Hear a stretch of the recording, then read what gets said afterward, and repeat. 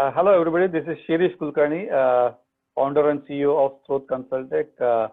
Having been running this company for the last 5 years, helping small and medium businesses. And with this initiative called as Hatke, we've been talking to various personalities, eminent personalities, individuals, leaders, individuals who have mattered not only for the industry, but for the larger masses as well. And we have a great honor to have nobody else than Padma Bhushan Dr. Ashok Kukde here. Namaskar, Dr. जी. तुम्ही वेळ दिलात आणि या संकल्पनेला मान्यता दिली याच्याबद्दल खूप खूप धन्यवाद. शब्द नाहीत माझ्याकडे ऍक्च्युली. तुमच्या सारख्या व्यक्तीशी बोलणं आणि वार्तालाप करणं ही मोठी संधी समजतो. धन्यवाद. Sir, just to take the things forward, I was looking at pandemic is one of the calamities that we are seeing. Calamities are always there. वरती खालती होत असतं, संकट येत असतात. Continuity is the key of success. Sustenance is the way that the business will see through.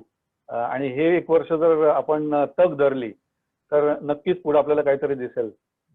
तर तुमचं जे व्यक्तिमत्व आहे, एवढंच जो अनुभव आहे, तर त्याच्यामध्ये संकट आणि कंटिन्युटी त्याच्यातनं जे काही तुम्ही धीराने पुढे आलेले आहेत, तर याच्याबद्दल तुमचं काय विचार आहेत हे ऐकायला डेफिनेटली आम्हाला आवडेल काका. एक निश्चितपणे म्हणता येईल की संकटाखेरीज कुठलंही आयुष्य असू शकत नाही. कितीही चांगलं आयुष्य असू द्या, कितीही कर्तृत्ववान माणूस असू द्या, व्यक्ती म्हणून, परिवार म्हणून, संस्था म्हणून, व्यवसाय म्हणून संकटही येत राहतात. योग्य त्या प्रकारे या संकटांचा सामना केला तर निश्चितपणे हे वाक्य खरं असू शकतं की calamity can be converted into an opportunity. And I have experience this number of times in my life. I am 82 years old now. I will be completing 82 in next month.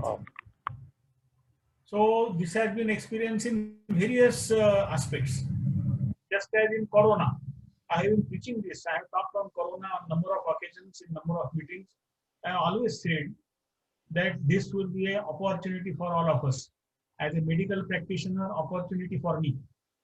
As somebody, as a leader in a hospital group, it's an opportunity. Beyond this, for our society, it is an opportunity that we can convert ourselves into a better society on this occasion.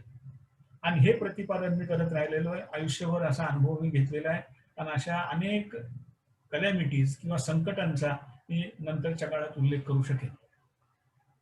नक्कीच नक्कीच.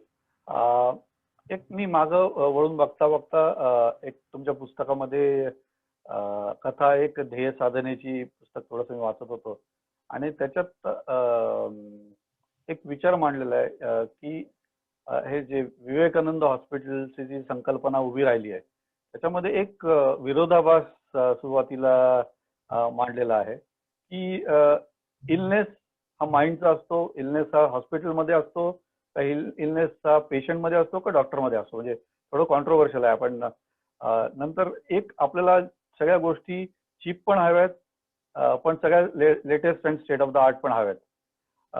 नंतर आपल्याला सगळ्या गोष्टी पैसा तर मिळाला पाहिजे सगळ्यांना, पण सेल्फलेस डॉक्टर पाहिजे. तर ह्याच्यात हा जो विरोधाभास आय थिंक डॉक्टर अभय बंगांनी ते लिहिलेलं आहे मांडताना प्रस्तावनेमध्ये. तर त्याच्यामध्ये म्हणजे मला तुमचे जे कार्यामधलं विवेकानंद हॉस्पिटल आहे मोठं जे अधोरेखित एकत्र येऊन चालू केलं एक आपण व्यवसाय मी म्हणणारच नाही, मी नाही म्हणणार, मी डेअरिंग नाही करणार, पण ती संकल्पना कशी निर्माण झाली याच्या बाबतीत थोडंसं तुम्ही विचार मांडले तर बरोबर. वैद्यकीय क्षेत्रापुरतं म्हणायचं झालं तर या गोष्टी काही स्पष्ट करून सांगता येतील. वैद्यकीय व्यवसाय हा इतर व्यवसायांपेक्षा वेगळा आहे. तो व्यवसाय आहेच, काही प्रश्नच नाही. It is a profession because it requires training, it requires formal education as well as it requires continuous renovation throughout life. त्यामुळे तो व्यवसाय आहे याच्यात शंका नाही. पण महत्वाचा वेगळेपणाचा त्यातला भाग असा आहे की हा मनुष्याच्या जीवनाला जाऊन भिडतो. त्याचं कारण असं की सर्वसाधारण मनुष्याला नव्हे सगळ्याच समाजाला हवी असणारी एक गोष्ट ते म्हणजे शारीरिक दृष्ट्या सुखी आयुष्य, मानसिक दृष्ट्या सुखी आयुष्य. एक आणि नको असलेली गोष्ट ती म्हणजे व्यथा, वेदना, आजारपण, या दोन्हीशी आम्ही व्यवहार करतो. We deal with these two things. Something that is needed is a good life, healthy life, and something everybody wants to avert is pain, suffering, and disease. Since we deal with these two things, our profession is different than any other profession. आणि म्हणूनच हा करत असताना काही वेगळी गुणवत्ता थोडी अर्जित करावी लागते. आणि वर्षानुवर्ष या व्यवसायात राहिलो, मी मेडिकल एज्युकेशनमध्ये फार वर्ष राहिलो. मेडिकल प्रोफेशनल एज्युकेशन काही प्रमाणात होतं, पण या गोष्टी शिकवल्या जात नाही. तो अडचणीचा विषय असतो. आणि आम्हाला जे काही थोडंफार भलेपण, मोठेपण, चांगुलपण मिळालं, ते याचं कॉम्बिनेशन आम्ही चांगलं करू शकलो, की योग्य त्या प्रकारच्या उत्तम सेवा, पण त्याचबरोबर बहुसंख्याक, मी सगळ्यांना म्हणणार नाही, नॉट ऑल, बहुसंख्याकांचं समाधान आम्ही करू शकलो. एक पारदर्शिता आणि विश्वसनीयता निर्माण करू शकलो. हे आमचं यश. आणि ते करण्यासाठी वर्षानुवर्ष अशा प्रकारचं व्यवसायाचं रूप हे समाजासमोर आम्हाला प्रत्यक्ष अनुभवाला देता आलं किंवा देण्याचा प्रयत्न आम्ही करू शकलो. हे त्यातलं महत्वाचं पार्श्वभूमीचं चित्र आहे असं मी म्हणू शकतो.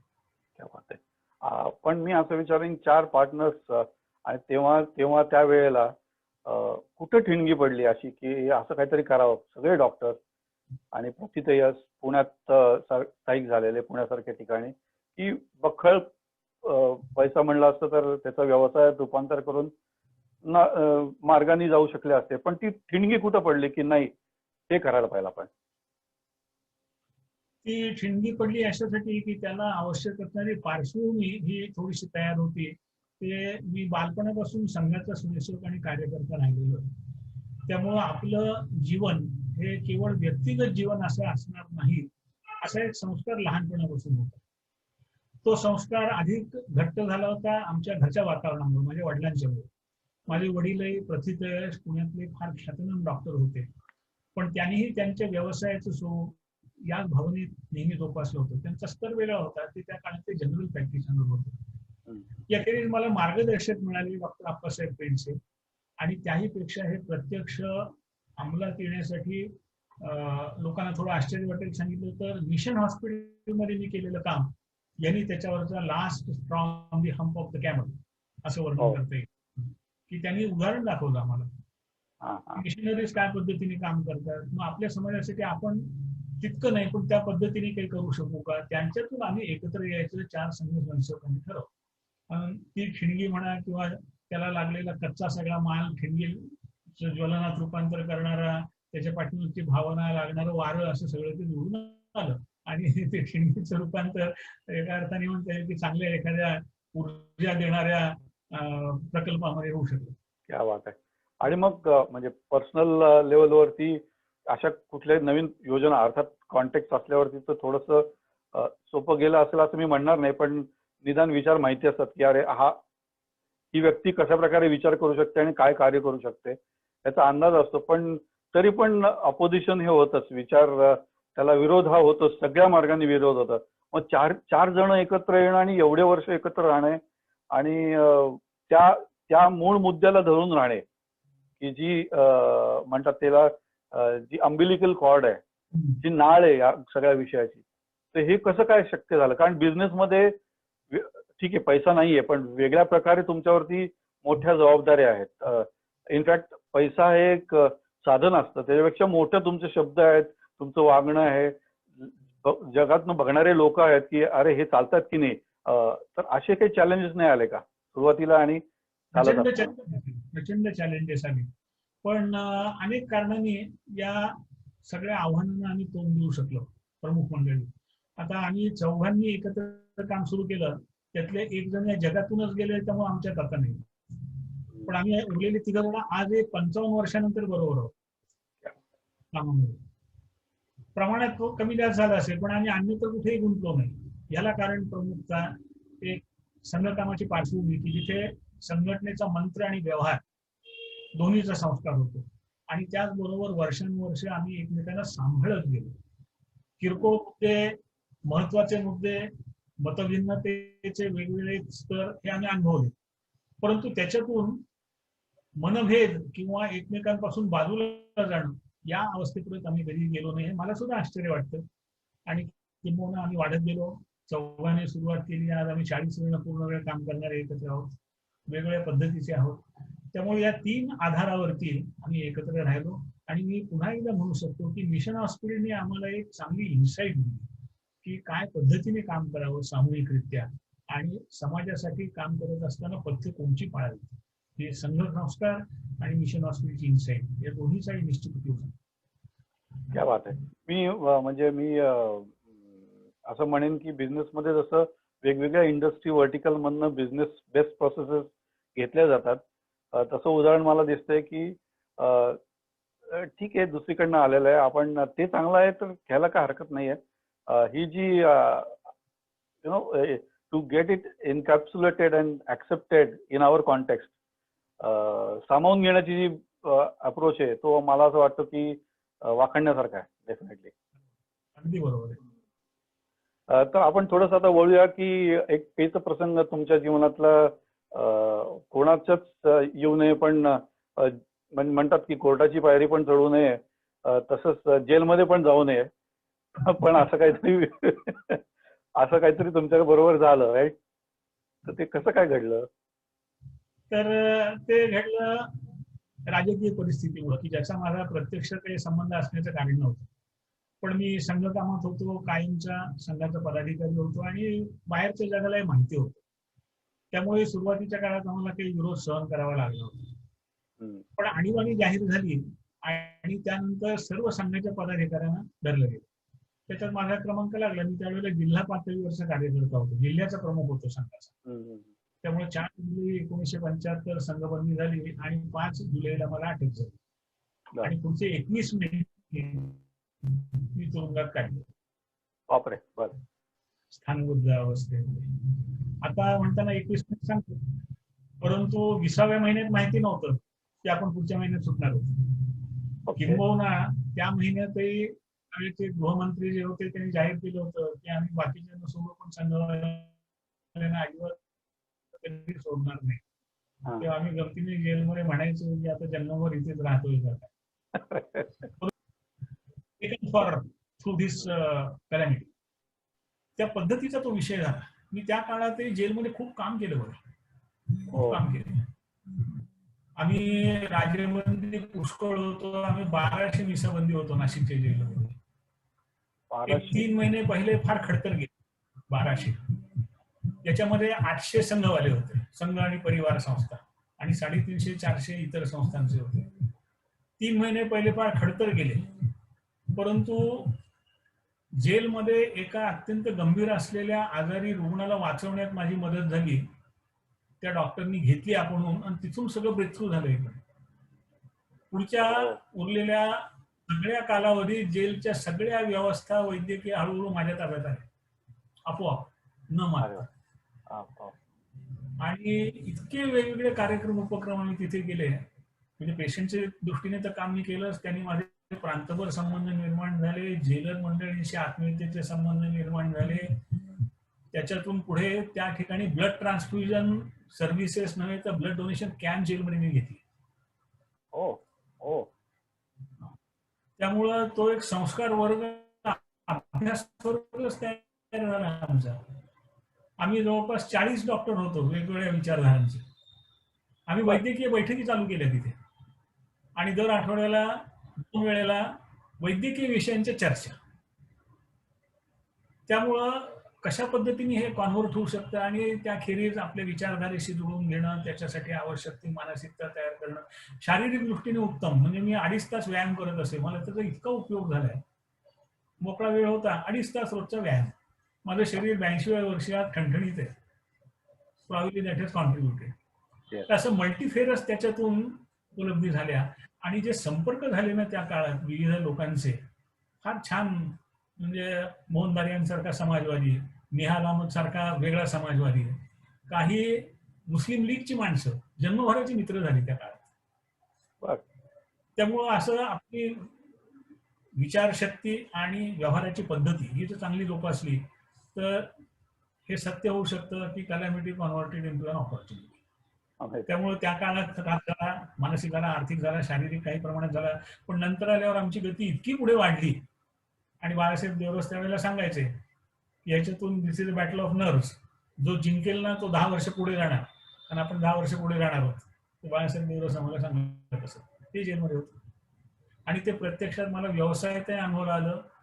बाहेर पडल्याबरोबर आम्ही प्रॅक्टिसचं रूपांतर ट्रस्टमध्ये करून टाकलं आणि इतक्या गतीने वाढलो पुढची 10 वर्ष विलक्षण. त्यामुळे व्यवसायातही त्याचं रूपांतर झालं. तर अशा पद्धतीने या इमर्जन्सीचं रूपांतर झालं असं म्हणता येईल. थोडक्यात म्हणजे की एखादं गोष्ट अपोजिट आली आपल्या तर ती त्याचाच फोर्स वापरून आपल्या दृष्टीने त्या फोर्सचं रूपांतर कसं करतात. म्हणजे कराटे म्हणतात की कराटे टेक्निक असं आहे की दुसऱ्याचे जे फोर्स असतो त्याच्यावरती वापर करून आपलं स्वतःचं कसं रक्षण करावं. तर अशा प्रकारे मला दिसतंय की तुरुंगार सारख्या ठिकाणी ते जे काही एन्व्हायरमेंट असतं ते डेफिनेटली विचार करायला आणि फारसं काही पोषक असतं असं नाही. पण तसं ते निर्माण करून त्याच्यात बैठकी घेऊन 40 डॉक्टरांनी एकत्र यावं. मला असं वाटतं की कुठेही तो एखादा अशी कॅलॅमिटी येऊन पूर्णविराम देण्याचा प्रयत्न करते तर त्याचं रूपांतर स्वल्पविराम अल्पविराम मध्ये करून पुढची झेप कशी घ्यावी त्याचा बिल्डिंग ब्लॉक करणं असं हे उदाहरण दिसतंय मला. Good good. थोडंसं आणि पुढे जाता मी असं म्हणेन की विवेकानंद जे हॉस्पिटल निर्माण झालं त्याच्यात अनेक ब्रांचेस आहेत. तर थोडंसं हे टर्शरी केअर आणि कॅन्सर हे आणि अद्ययावत गोष्टी नंतर सरकारने पण त्याला दिलेली मान्यता आहे. याच्याबद्दल थोडीशी माहिती सांगाल का? आम्ही एक ठरवलं होतं की आपलं काम वेगळ्या पद्धतीने थोडं चालणार असलं तरी लोकांना यातला जो व्यावसायिक भाग आहे तो समजणार. म्हणजे आम्ही किती ध्येयवादी आहोत, बाकी चांगले आहोत, पण आमचं जे बाहेरचं मूल्यमापन आहे ते आमचं वैद्यकीय कौशल्य किती चांगलं आहे त्याच्यावर अवलंबून राहील. आणि म्हणून वैद्यकीय दृष्ट्या आम्ही उत्तमात उत्तम राहू हा प्रयत्न आम्ही केला. सुदैवाने आमचे सहकारी तसेच मिळाले. त्यामुळे कामाची गुणवत्ता आमची की त्या क्षेत्रातली उच्चतम कशी राहिली आम्ही पाहिलं. म्हणजे ज्ञान म्हणून, तंत्रज्ञान म्हणून, टीम म्हणून, प्रशिक्षण म्हणून, कर्मचारी म्हणून, अर्थकारण म्हणून हे लोकांना जाणवेल इतकं त्यातला स्तर वेगळा राहील हे आम्ही पाहिलं राहिलो. आणि त्यामुळं व्यवसायिक यश आम्हाला चांगल्या पद्धतीने चढउतार झाले त्याच्यात थोडेफार, परंतु चांगल्या पद्धतीने मिळू शकले. त्यामुळेच पुढे हे सगळे विस्ताराचे विषय उत्तम रीतीने होऊ शकले. मी म्हटलं तसं की आणि नंतर पुढचे यायला लागले विषय एक एक की हॉस्पिटलचा विस्तार केला, नवीन माणसं मिळवायचा प्रयत्न केला, त्याच्यातही चढउतार झाले. 4 लोकांना मिळवायचा प्रयत्न केला तर त्यातला एकच टिकला, 3 जण पळून गेले. जाताना इथून काहीतरी उचलून घेऊन गेले, हे अनुभव आले. परंतु कोर ग्रुप हा भक्कम राहिला आणि त्याची फार आम्ही वाईट छाया आमच्यावरती पडू दिली नाही की तुम्ही आपल्याला योग्य त्या प्रकारचं सहकार्य नाही केलं तरी अडचण नाही. म्हणजे मी म्हणू शकेन की सिटी स्कॅन आला 1980च्या उत्तरार्धात. प्रांतातले जिल्हा केंद्रात सिटी स्कॅन आणणारे आम्ही पहिले आहोत. MRI आला, MRI प्रांतातले जिल्हा केंद्रात आणणारे आम्ही पहिले आहोत. ब्लड ट्रान्सफ्युजन सर्व्हिसेस 1967 साली ब्लड ट्रान्सफ्युजन सर्व्हिसेस आम्ही सुरू केले की ज्या वेळेला इथे अस्तित्वातच नव्हतं. आणि कशी सुरुवात केली? सगळे डॉक्टर मंडळी पहिले डोनर, सगळे स्वयंसेवक परिचयातले दुसऱ्या स्तरावरचे डोनर, मग येणारे समंजस असणारे नागरिक तिसरे. म्हणजे मी तुम्हाला गंमत सांगतो, शिवराज पाटील आमच्या पहिल्या डोनर पैकी आहेत. माझी मैत्री पहिल्यापासून झाली, त्यांची आमची पत्रिका जुळली, पक्ष कुठलाही असू दे. पण मी एकदा बोललो की आम्ही ब्लड ट्रान्सफ्युजन सर्व्हिसेस सुरू केल्या आणि तुमचं ब्लड ग्रुप करू का? करा की म्हणले. ब्लड ग्रुप केला आणि 1 महिन्याभरात एका कुंभाराच्या मुलीला त्या ग्रुपची गरज पडली. मी पाटील साहेबांना बोलावणं पाठवलं, आले की. So he was one of our first voluntary donors.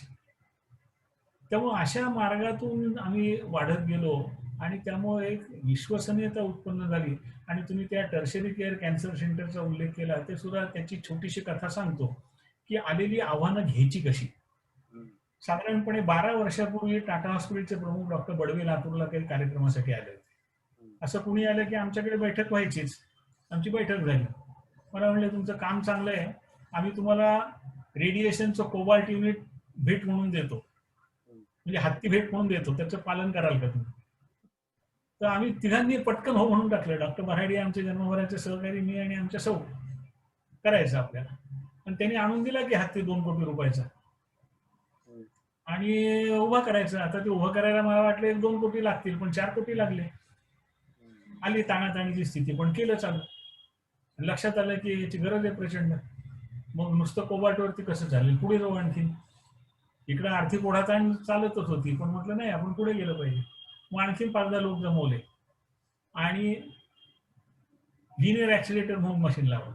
आणि त्यावेळेला लक्षात आलं की मनमोहन सिंग सरकारने एक योजना बनवलेली होती की अशा तऱ्हेचे नॉन गव्हर्नमेंट सर्व्हिसेसना सुद्धा त्याच्यातून अनुदान देता येईल आणि ते उभं करता येईल. हे तुम्हाला माहितीच नाही.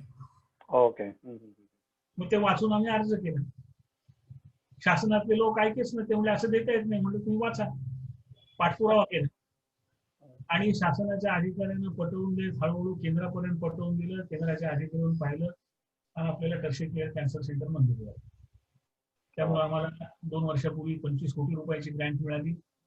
आणखीन 20 कोटी मिळू शकते, सँक्शन आहे. आणि मोठा विस्तार आम्ही केला. आज कॅन्सर सेंटर काय उत्तम चाललंय. आज 150 कॅन्सर पेशंट रोजचे इथे अटेंड करतात आणि त्यातले 75% पेशंट मोफत घेतात उपचार. शासनाची योजना वापरणे. फक्त आपण काम करणं आणि पैशाची अपेक्षा आपल्या व्यक्तिगत ठेवायची नाही जास्त.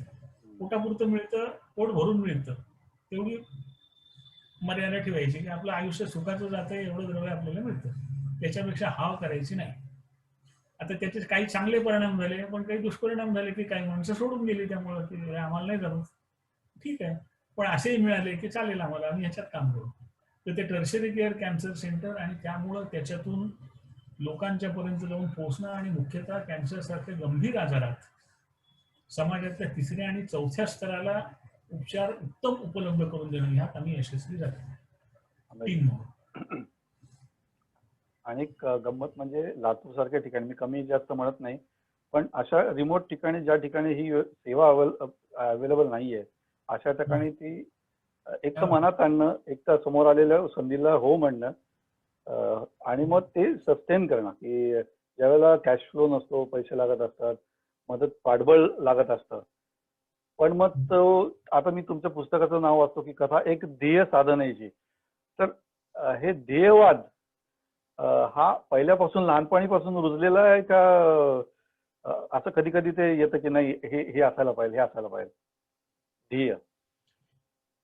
बीज तर पहिल्यापासून रोपलं गेलं, परंतु त्याचा परिपोष, नर्चरिंग हे आयुष्यभर होत राहील. नाही तर अनेक बीज काय कोमेजून जातात, पाणी मिळत नाही, किंवा कुठले तरी संकट आलं की जळून जातं. आमचं तसं झालं नाही. संकट आल्यात कमी जास्ती झालं, परंतु त्याचं नर्चरिंग, पोषण हे अनेक कारणांनी होत गेलं. आम्ही परस्परांना पोषण करत राहिलो, आम्ही अशा संस्थांशी संबंध ठेवत राहिलो, संघ कार्यकर्त्यांशी संबंध करत राहिलो, ठेवत राहिलो. अशी चालणारी भिन्न भिन्न कामं, म्हणजे वैद्यकीय क्षेत्रात सुद्धा आम्ही एकटेच आहोत असं माझा दावा नाहीये. जसं अभय बंग यांचा संपर्क आला, किंवा ते डॉक्टर मोदी होते आय कॅम्प करणारे, किंवा यांचा चांगला संबंध आला, आमटे या मंडळींचा संबंध चांगला, त्या मंडळींचा संबंध आला. त्यामुळं या सगळ्यांच्यामुळं ह्या भावना आमच्या कमजोर झाल्या नाहीत, किंवा वरचेवर ते अधिक भक्कम होत गेले, आणि त्यामुळं हा कामाचा विस्तार अधिक चांगला होऊ शकला असं निश्चितपणे म्हणते.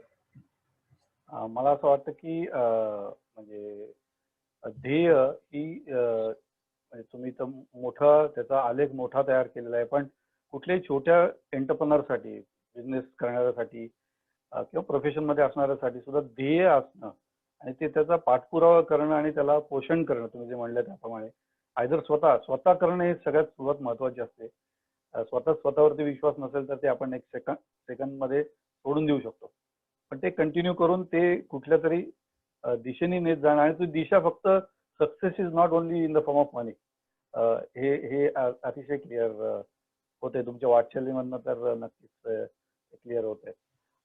तो टर्न घेतल्यानंतर आता आपण दुसऱ्या एक आपत्ती किंवा एक गोष्ट जी डिफिकल्टी म्हणून उभी राहते, तर खिलारी सारखा भूकंप.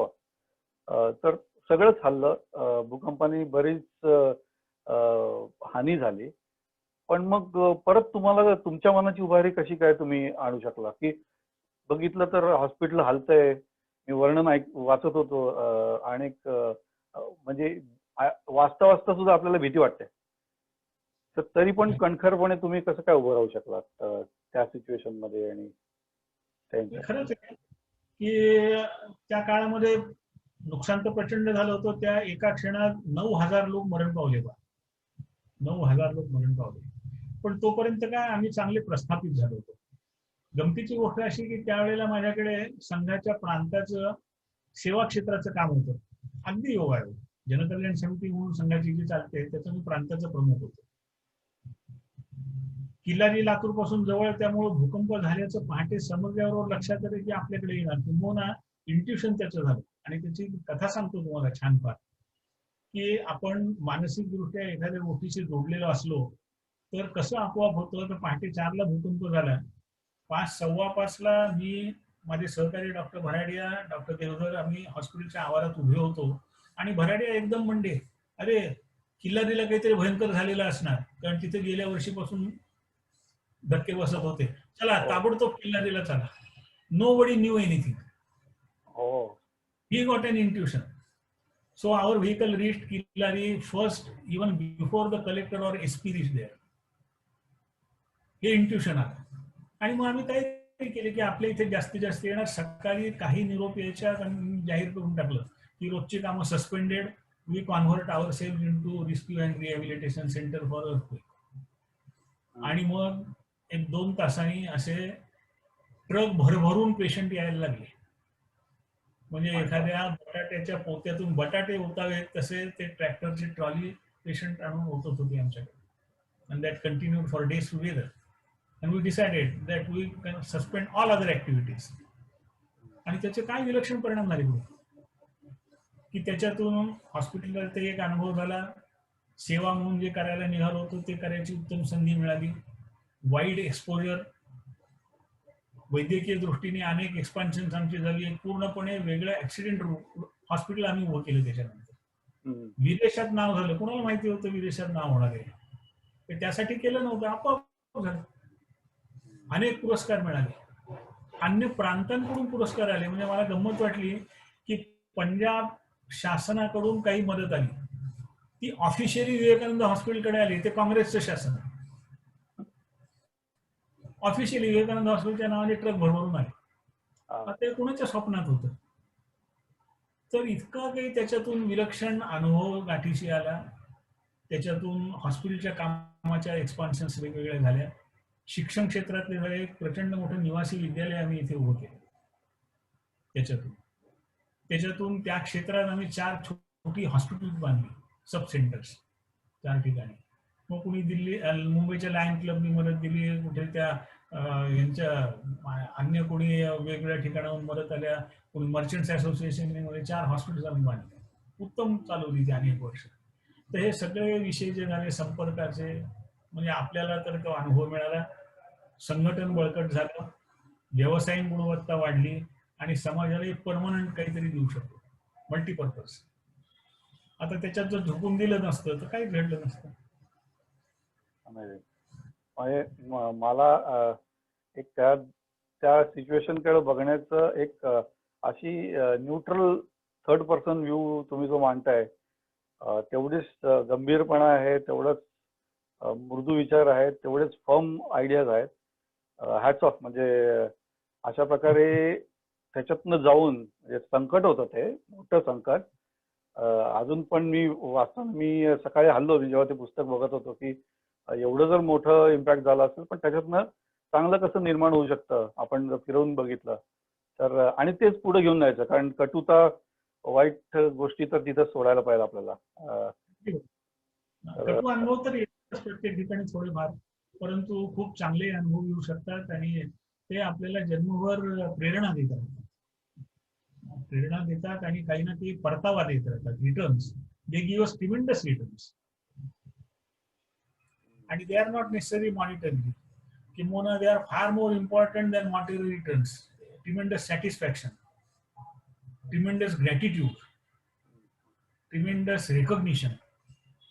त्यामुळे या सगळ्या गोष्टी ज्या असतात त्याचं रूपांतर पैशात करताच येत नाही. त्यामुळे त्या सगळ्या गोष्टी अशा कामातून मिळू शकतात आणि सामूहिकतेमुळे. आणि हे काम करता आलं सामूहिकतेमुळे, एकट्याने करता आलं नसतं. होय, समूह एकत्र करण्यासाठी त्या विचाराने प्रेरित आपण म्हणतो लीडर, पण असे नंबर ऑफ लीडर्स लागतात किंवा असे पिलर्स लागतात की जे ही शोध पुढे घेऊन जातात. I think that's a great message. आपण पुढे गेलो आणि आता जे आपण ज्या मोठ्या कॅलेमिटी मधनं जात आहोत, कोविड, हे कोणीच इमॅजिन केलं नव्हतं की असा मोठा कुठला पॅन्डेमिक येईल की ज्याच्यासाठी लस सुद्धा यायला 1.5-2 वर्ष लागू शकतात. किंवा माहिती होतं पण आपण काही केलं नाही, किंवा आता आपण हतबल झालो. पण मग मी माझ्या डोक्यात कायम तो मराठीतलं आपलं गाणं येतं की पराधीन आहे जगती पुत्र मानवाचा. तर अशी काही भावना तुमच्या मनात आहे का, अरे ह्याच्यात सुद्धा ऑपॉर्च्युनिटीज तुम्हाला दिसत आहेत आताच्या कोविडच्या सिच्युएशन मध्ये? पराधीन हे थोडं सत्य असतं. 20-25% असू शकेल. काही बाबतीत आपण पराधीन असतो खरंच, परंतु चालू ठेवूया. परंतु महत्वाचं असतं की या अवस्थेमध्ये आपण काय नेमकेपणाने करू शकतो. दोन्ही, to mitigate the bad effects आणि त्याच्यातून permanent changes into our systems, अशा दोन्ही गोष्टी काय करू शकतो. तर कोरोनाच्या आल्याबरोबर आमच्या इथे चर्चा सुरू झाली की काय करावं. आमच्याकडे काही लोकांना सुरुवातीला वाटलं की आपण त्या भांगडीत पडूच नाही, कशाला विकतचं दुखणं घ्यायचं, आपलं चालू आहे रोजचं काम ते चांगलं ठेवूया. म्हटलं आपण असं स्किप नाही होऊ शकणार, कारण आपण शेवटी एक सामाजिक संस्था आहोत. त्यामुळे आपण ह्याच्यातून सुटूच शकत नाही. आणि मग पुढे शासनाने ते धोरण घेतलं. मग ते कुणीतरी लादण्यापेक्षा स्वीकारूया. मग आम्ही सिस्टीम्स केल्या, प्रशिक्षण घेऊन आलो. आमच्या डॉक्टरना पुण्याला पाठवलं मंगेशकर हॉस्पिटलमध्ये. मंगेशकर हॉस्पिटलमध्ये पहिलं केंद्र प्रांतातलं निर्माण झालं, सगळ्यात उत्तम. आमच्याकडे कोरोना उशिरा आला थोडा, तर त्या दृष्टीने इथे कामाची रचना केल्या. आणि सुदैवाने काय झालंय की आता वर्षानुवर्षाच्या अनुभवातून आमची खालची टीम सगळी उत्तम तयार झालेली आहे. म्हणजे गेल्या 5 महिन्यात 6 महिन्यात मी हॉस्पिटलला गेलेलो नाही, परंतु 50 बेडचं कोरोना युनिट अत्यंत उत्तम चालू आहे तिथे. त्याचं कारण ज्यांना काम सांगितलंय त्यांनी ते स्वीकारलंय आणि तिथल्या अडचणी ते माझ्यापेक्षा अधिक उत्तम रीतीने आणि तत्परतेने सोडवतात. त्यामुळे ही जी परंपरा निर्माण झालेली आहे, आणि मी म्हटलं तसं की या निमित्ताने जे प्रधानमंत्र्यांनी सांगितलंय पण ते आपल्याला इथे पुन्हा पुन्हा सांगितलं पाहिजे की आम्ही याचं ऑपॉर्च्युनिटी रूपांतर कसं करू शकतो. व्यक्ती म्हणून, व्यवसाय म्हणून, समाज म्हणून आणि देश म्हणून आमच्या सवयी बदलता येतील का नाही आमच्या. उदाहरणार्थ स्वच्छतेची सवय आहे. आम्ही कॅन्सरचं काम करतो, आमचे 40% कॅन्सर तंबाखूमुळे आहेत. स्वच्छता या निमित्ताने तंबाखू सुटेल का? या निमित्ताने तोंड स्वच्छ ठेवण्याची सवय लागेल का? या निमित्ताने सामाजिक स्वच्छता आमची अधिक चांगली होईल का? या निमित्ताने आमचं खानपान सुधारेल का? की जे पहिले ते कोरोनातलं यायला लागलं की अरे घरचं जेवण जास्ती चांगलं असतं, लोकांना समजायला लागलं. बरोबर. या निमित्ताने हे समजायला लागलं की दुसऱ्याच्या दुःखामध्ये आपण काय पद्धतीने मदत करू शकतो, व्यापक समजायला लागलं. या निमित्ताने अनेकांना कामाला प्रवृत्त करता आलं.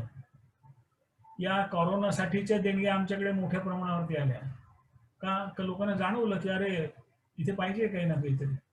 त्यामुळे या दृष्टीने समाजाची मानसिकता बदलणं, व्यवहाराची पद्धती बदलणं, काही कायमचे गुण निर्माण होणं, कायमच्या पद्धतीने काही दोष नाहीसे होणं, त्यानिमित्ताने काही विचार करण्याची पद्धती होणं, आणि ज्याला आम्ही हर्ड कॉन्शियसनेस म्हणतो. हर्ड म्हणजे कळपाचा कॉन्शियसनेस. कळपाची इम्युनिटी असते तसा कळपाचा कॉन्शियसनेस असतो. कळपाच्या सवयी असतात, हॅबिट्स, मेंटॅलिटी. हे सगळं बदलता येऊ शकतं. काही प्रमाणात ते बदललंय. आम्ही निश्चय केला तर याहीपेक्षा अधिक बदलू शकतो. त्यामुळे this is the way to convert this calamity into an opportunity at individual level, at organization level, at social level, at national level. तर अशा पद्धतीचा हा विचार होऊ शकतो असं मला वाटतं. त्याच्यात विचार करताना एक म्हणजे या संकटाने सगळ्यांना इक्वल लेवलला आणून ठेवलंय. म्हणजे असं म्हणता येईल की याच्यात राजा नाही, रंक नाहीये, मोठा नाही, कमी नाहीये, उद्योजक नाहीये, कॉर्पोरेट नाहीये. सगळ्यांना भ्रांत जीवनाची आहे, उद्याची आहे, आत्ताची आहे, माझ्या फॅमिलीची आहे. तर असं वाटतं का की आपल्याला निसर्गाने कुठेतरी ग्रॅटिट्यूड शिकवण्यासाठी, नतमस्तक करण्यासाठी मानवाला हे थोडंसं आणलेलं आहे, असं अशी भावना वाटते का तुम्हाला त्याच्यातनं? निश्चित हे समजून घेतलं पाहिजे आपण की निसर्गाने आम्हाला एक फटका दिलेला आहे,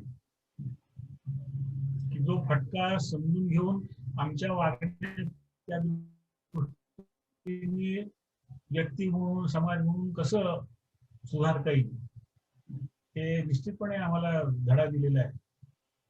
की प्रदूषण करणं, आम्ही किती करत असतो प्रदूषण, ते कसं कमी करता येईल आम्हाला, आमच्या बाकीच्या सवयी बदलणं, हे निश्चितपणे धडा दिलेला आहे. तो आम्ही घेतलाच पाहिजे. आणि तो आम्ही नाही घेतला तर we will go on decline or we may go towards the perishing our society. बरं, आता एक थोडासा असा प्रश्न विचारतो की वेगवेगळ्या चॅनलमधनं तुमचं जीवन गेलं. चॅनल म्हणण्यापेक्षा एक कौटुंबिक असतं, एक व्यावहारिक असतं, एक तुमचं प्रोफेशन आहे, एक मोठ्या पक्षाचं पण नेता म्हणून आहे.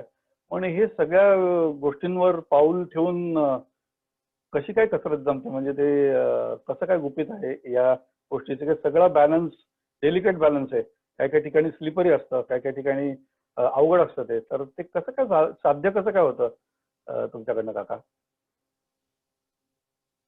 ती एक सर्कसच असते आणि ती प्रयत्नपूर्वक बरीचशी यशस्वी होऊ शकते. तर नियोजन खूप चांगलं पाहिजे वेळेचं.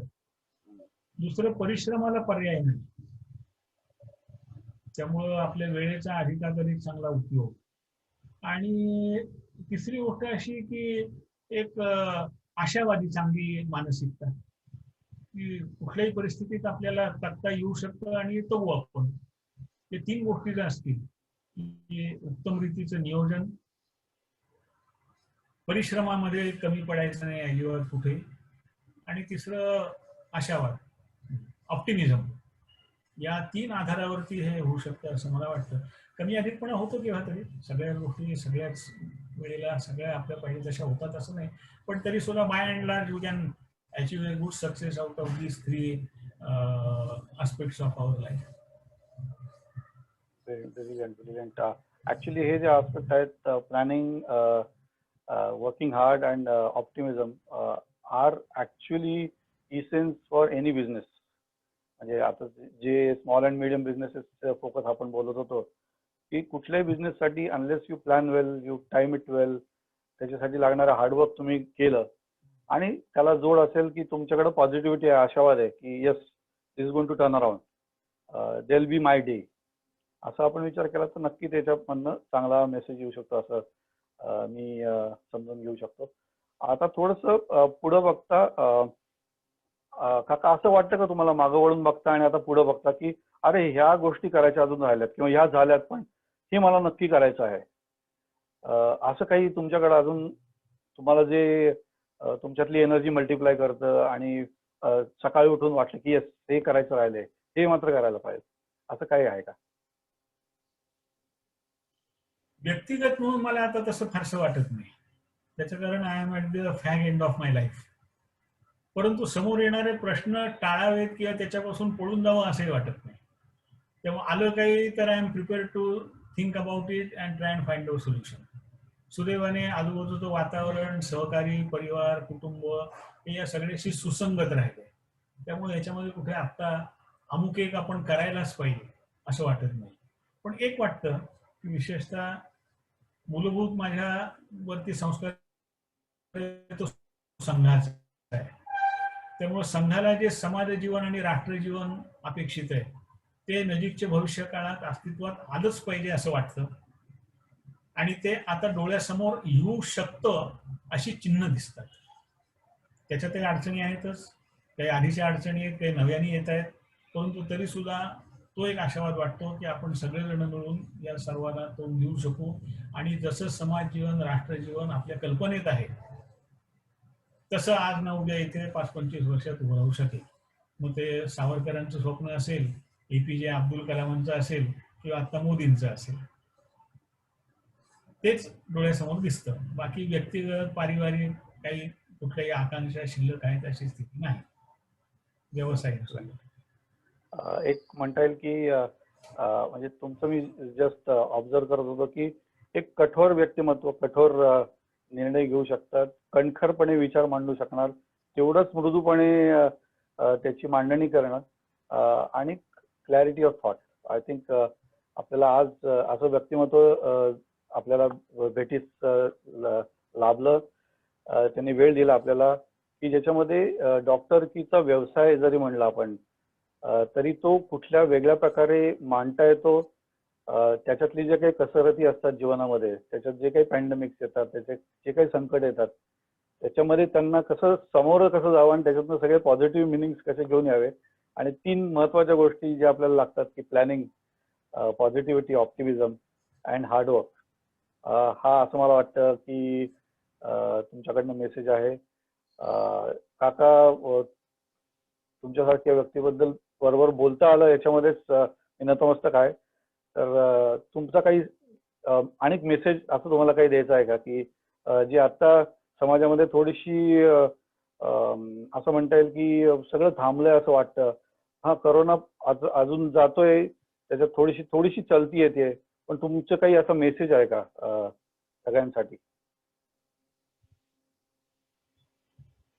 मेसेज द्यावा इतका मोठा आहे असं मला वाटत नाही, परंतु जे आता मी काही बोललो त्याच्यातून ज्यांनी ऐकलं असेल त्यांना आपल्या कामात अधिक गुंतावं आणि त्याला व्यापक स्वरूप द्यावं.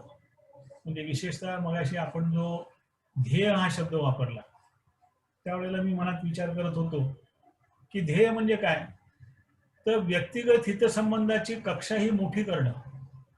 माझ्या हितसंबंधापेक्षा माझा परिवार, माझ्या परिवारापेक्षाही माझा परिसर आणि माझ्या परिसरापेक्षाही माझा समाज, याची गुणवत्ता, याच्या उपलब्धी वाढण्यासाठी माझे प्रयत्न.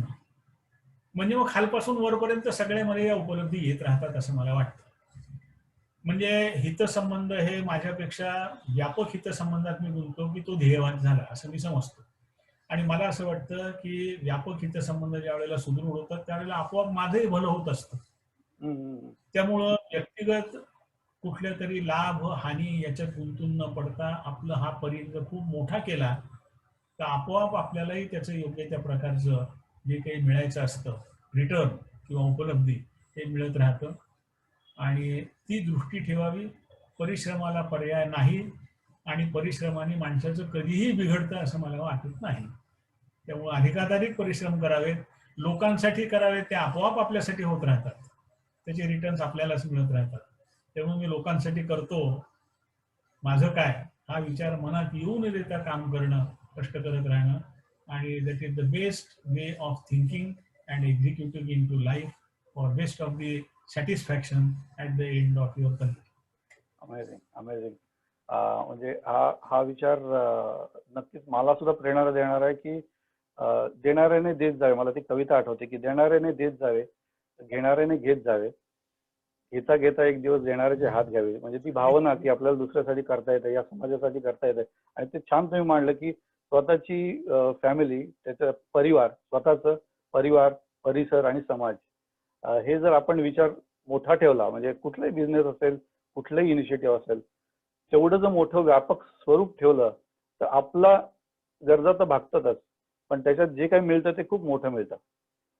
मला असं वाटतं की समाजाचा जो निसर्गाचा नियम आहे की जे दिले जाते that turns around and comes back and it blesses everybody in multitude. I think हा मोठा मेसेज आज मिळाला. तर काका, तुमचे मी फॉर्मॅलिटी म्हणून आभार नाही मानत आहे, तुम्हाला नक्की धन्यवाद आणि नमस्कार. आणि आमच्या सगळ्यांकडनं तुम्हाला अनेक अनेक शुभेच्छा. तुमचा जो ध्येयवाद आहे तो असाच वृद्धिंगत होत राहावा. जे जे तुम्ही इनिशिएटिव्ह चालू केले ते तुमच्या ब्लेसिंग अंडर मोठमोठे होत राहावेत, तुम्हाला दीर्घायुष्य लाभावं, अशी ईश्वराचरणी प्रार्थना करतो आणि थांबतो मी. धन्यवाद. खूप धन्यवाद. बिजनेस कोई भी हो, सक्सेस की नींव हम रखते हैं। बुलंदियों को छूने की आपके अरमानों की उम्मीद जगाती जोत है, हर सपनों का हम स्रोत है। सही स्ट्रेटेजी, परफेक्ट डिसीजन मेकिंग और बिजनेस ग्रोथ के लिए हम आपके साथ कंधे से कंधा मिलाकर आपकी स्वप्न पूर्ति करते हैं। स्रोत कंसल्टेक, सिनर्जाइजिंग ट्रांसफॉर्मेशन।